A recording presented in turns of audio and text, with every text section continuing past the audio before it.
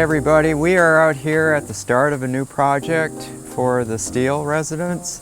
Miss Steele had a pool under construction and she reached out to us looking to get a pond incorporated into the cage. So we came up with a design. As I recall, it was only just a handful of days, and we turned that around and we were working within her budget.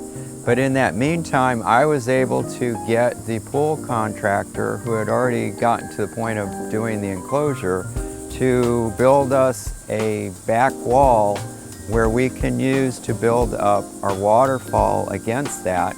So this whole area off to my right side back here is going to be a pond and a bunch of tropical plantings. We're going to do some plantings in this bed to the side here.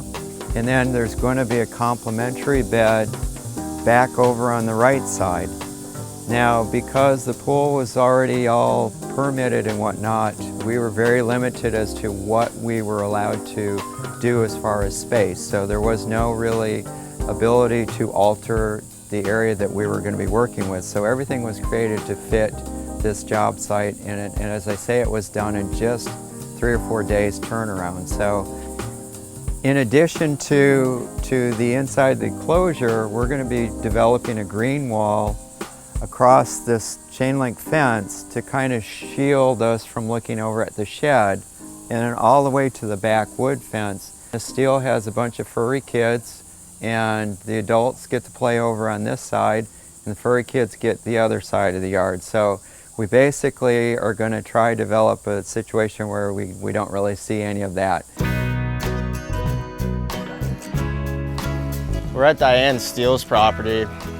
This one's not too far from our St. John's Bluff location, which is nice. We've been working pretty far away the last month, I feel like.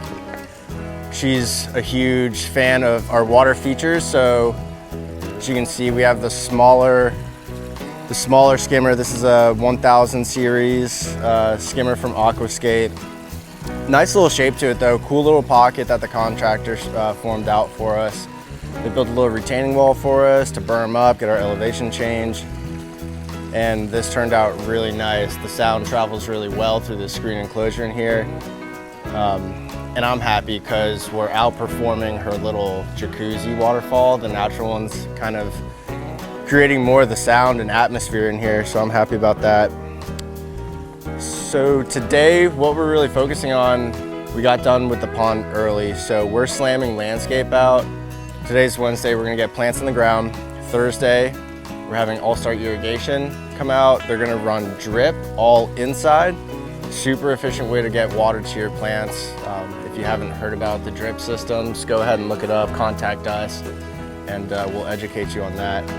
One of our main challenges on this build, I think we got a little ambitious with the size rock we wanted to use initially. After coming out here before this job was scheduled, I took a look at it with David. I mean, we're just limited. We have a small, this is probably a 4-foot gate. We do have a machine that would squeeze through there, but then we have this elevation change. This is probably 3 feet from where I'm standing up to where her patio is. So we made this runway of plywood. Everything just really had to be wheelbarrow size, 2-man stuff, anywhere from maybe 200 pounds and lower. So yeah, this was pretty challenging. Of course, we had the rain, making our plywood all wet and slippery. We had a couple close calls with face planting, but whether you've been following some of our other projects we've done in the past, or if you're just, kind of now tuning in, we've been tackling a lot of larger scale jobs, massive boulders. This one is on our smaller side, so the smaller rock works just with the scale of the project, and then also just the access to, we're limited on that. So there's a whole spectrum of just kind of styles, shapes, the size of the job in general that we handle. So this one's really fun. Small little tight space, put a pond in it. A pond this size, this took 3 guys just over 1 day to complete. So this is a pretty quick process for us. It's the same process we use if it was a pond the size of her pool. Same exact steps involved. just a little bit smaller. No matter what size it is, the way the crew operates is just this well lubricated machine. We go in, dig the hole, shoot elevations. We're so comfortable with it that this stuff is just second nature, you know. Hey everybody, we are back to see the final end product for the steel project.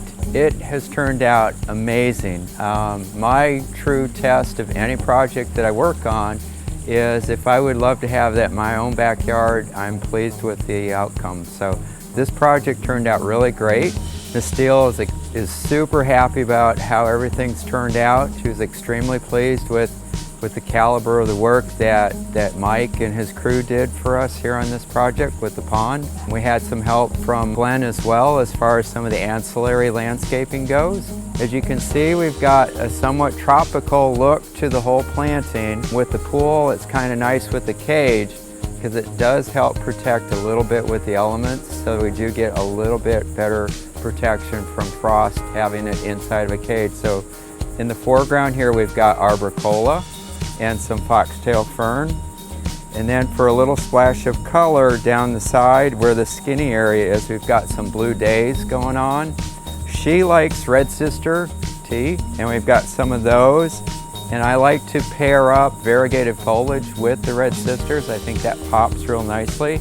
As a focal point as it grows, we've got an orange bird of paradise in the back, and that will color nicely with the red sisters as well. In the water feature itself, she's got an area enough for koi, so she's already got 3 in here. They're in their fish cave chilling out. We've got some aptenia on the back wall. We've got some papyrus in the foreground, in the water lily, and it looks like canna lily as well. And then we've got some black mondo grass, which is kind of a weird plant that we don't get to use a lot here. It's got actually black foliage, so amongst the rocks it kind of looks cool.